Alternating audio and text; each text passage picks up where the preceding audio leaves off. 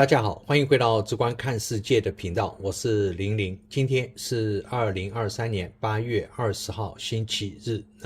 那中国的经济和金融情况呢，实际上比我们的一些判断还要糟糕，各项数据下降的速度高于大多数专家的预测。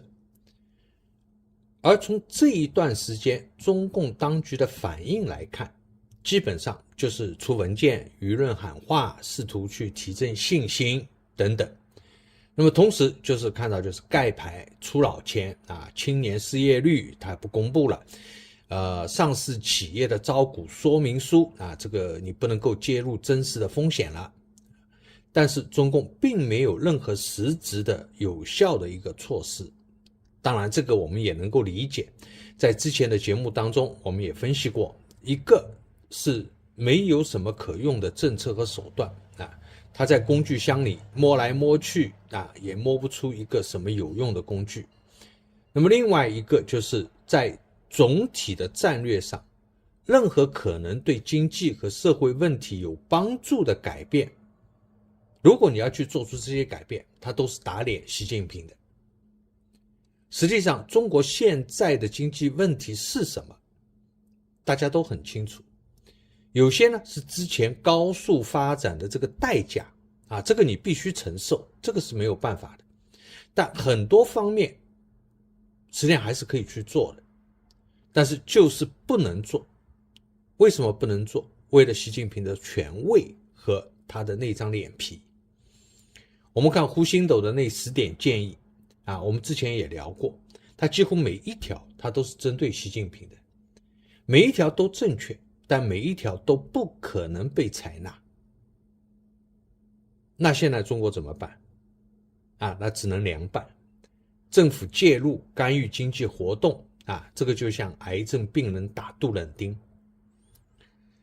现在市场传出为了因应中国金融市场的这个溃败加剧，中国政府在这个礼拜呢，他要求一些投资基金你不要出售股票了。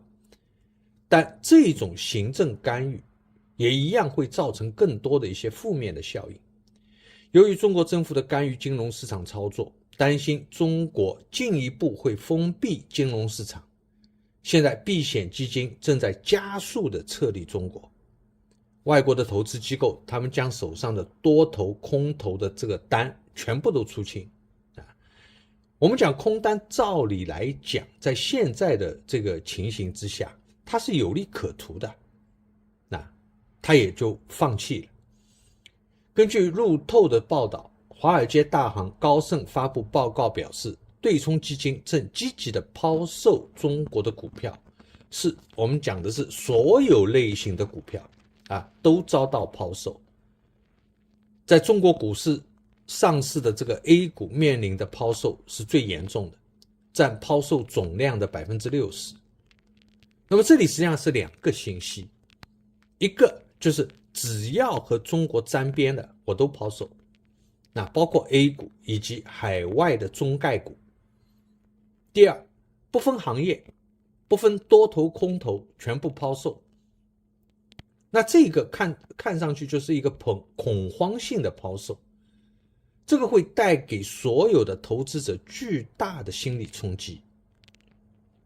像我们在电影的场景当中经常会看到那种溃逃时候的场面大家可以脑补一下。现在资金出逃的场景大概就是这个样子。当然这个我们讲的是心理层面的真正你资金出逃它只不过是几个按键和几个 click 而已那么报告讲，截止本月的14号，对冲基金在过去10个交易日当中有8个交易日是净卖出中国股票，然后讲他的客户同时抛掉多单与空单。这个是自去年10月以来在任何的10天就这个 period 里面对中国股市的最大抛售潮，也是过去5年最剧烈的行动之一。那么这个在我们看来它还没有结束，随着中国房地产和金融行业的持续暴雷，那这样的抛售它还是会继续一段时间。但这个时间应该不会太久因为很快就会清零了。说实在话，习近平还是非常让人佩服的一直可以做出一些预言。3年封控他要清零病毒虽然没有做到，但是在解开封控之后，他反而是做到了外国的游客清零，外国的资金清零，他自己的出访清零，然后中国的经济增长清零。习近平又讲东升西降，他又预言成功了美国的失业率降了，中国的失业率上去了然后日本这个中国的东邻上去了，中国下来了。所以我们还是必须要佩服一下这个习近平。避险基金现在在中国的投资越来越谨慎，在周一提交的证券文件当中显示，包括 Coat、D1 Capital、Tiger、Global 这些在内的美国大型对冲基金，在第2季度出清中国股票的持股。因为中国的经济前景不稳定，而地缘政治的紧张局势也持续的加剧。那么这些都是跑得最快的一些大型基金，其他的一些中小规模的基金不是已经在路上，就是准备跑路。市场认为避险基金不看好市场，操作策略是放空这是正常的操作。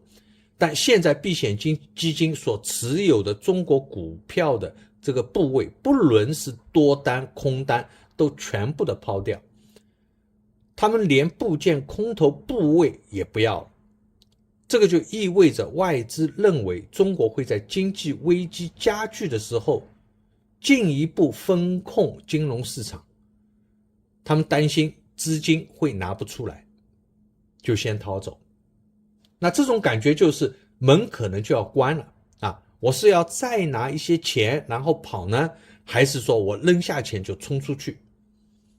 那么现在这些投资者显然选择的是后者。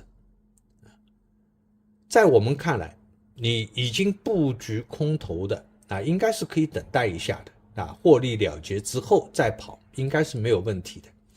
原因也很简单，中国不可能这么快关门习近平的决策能力是非常糟糕的，个性就是犹豫不决，尤其是他的小脑袋完全不懂的那些东西，而不幸的是很多都是他这个小脑袋完全不懂的。那么对于这些他不懂的东西，他是没有办法去做出一个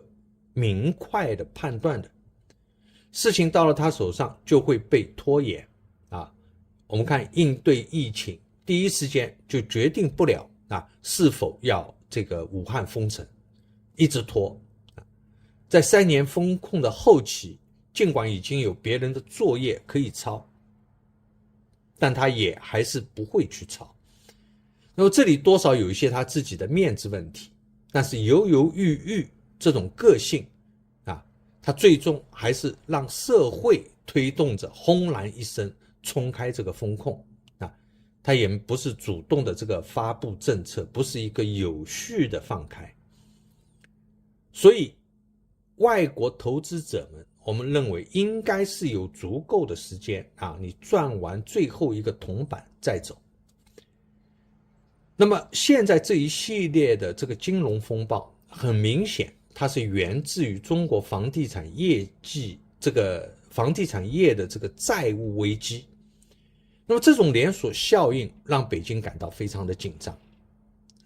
从本周开始，中国当局推出一系列的措施来稳定局面，它意图就是要遏制股市和人民币快速下滑的势头。但是专家们认为，这个无助于解决信心不足和经济疲软等核心的问题。中国政府如果现在要挽救股市和人民币，显然靠信心喊话是做不到的了。如果砸钱下去拉抬股市和人民币，我们认为有2个问题。一个是只能在短期内起到一些效果，在一定的程度上起到一定的效果。现在是空头远远大于多头，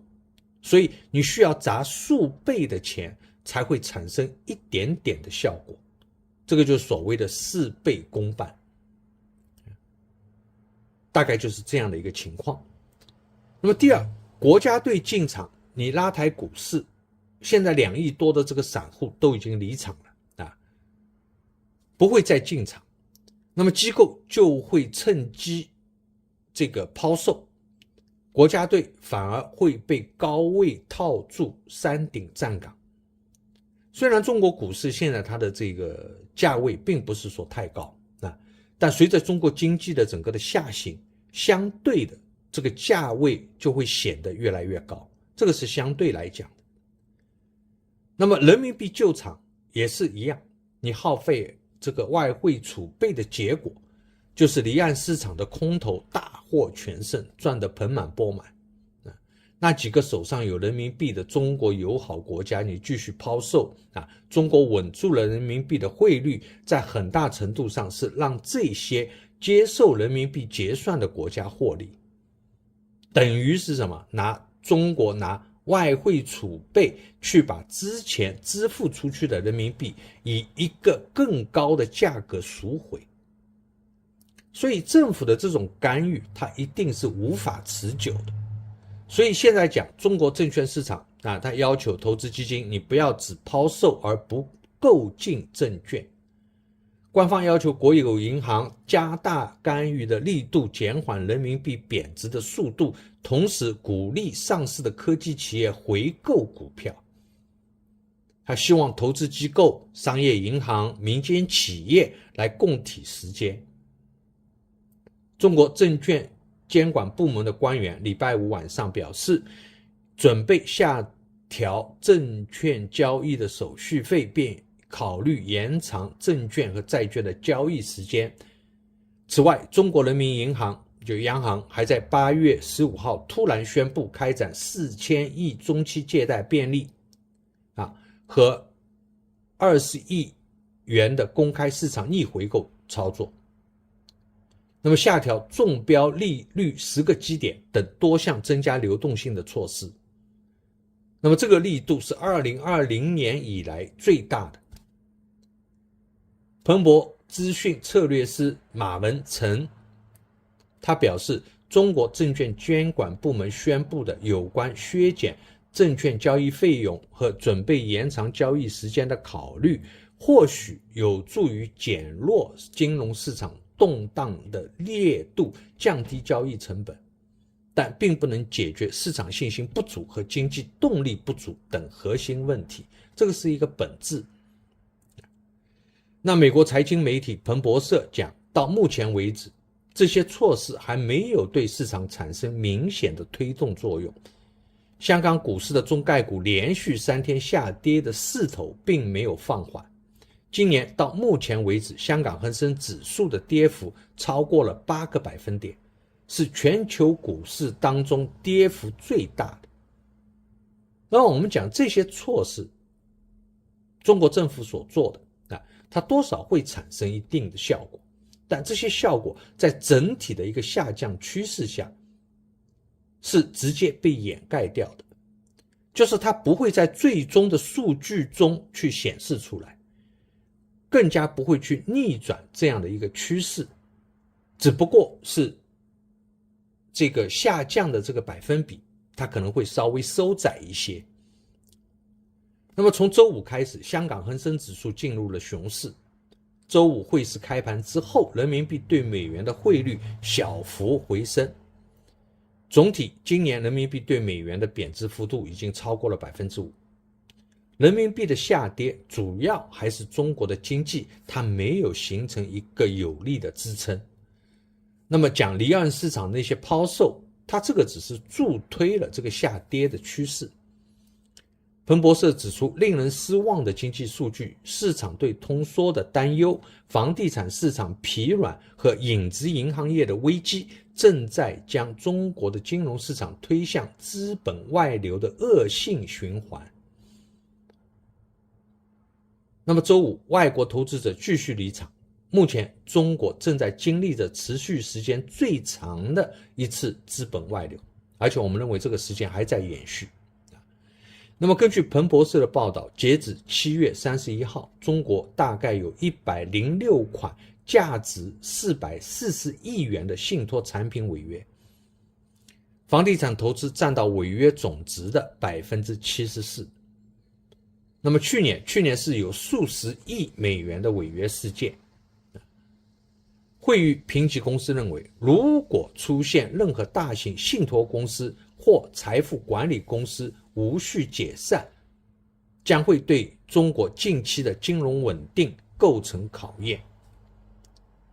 那么总部设在香港的投资研究机构龙舟精讯他的分析师招小西他表示，房地产开发商和地方政府融资平台的债务压力正在扩散至整个中国经济。而事实上我们认为，地方政府的它的这个债务应该还没有扩散出来，这应该是后面的一波一波接着一波，一浪高过一浪，这个是非常严重的一个情况。那么当然希望中国政府它能够守住地方债务这个堤坝，这个相对而言我们讲可能还是中国政府它比较能够掌控的一个领域。之前也讲有中央工作组现在下去到地方对地方债务做调研，那么看看这个地方债务它到底是怎么样的一个情况。那么情况我们讲肯定是很糟，这个没有疑问。那问题就是如何你在宏观的层面，在中央层面你要去控制住，不要让它无序的暴雷，延缓它，降低烈度减小影响面，这个是非常关键的。那么在理论上它也是应该可以做到的。好，那么今天关于这个中国金融的话题就和朋友们聊到这里，感谢朋友们的收看，下次节目我们再见。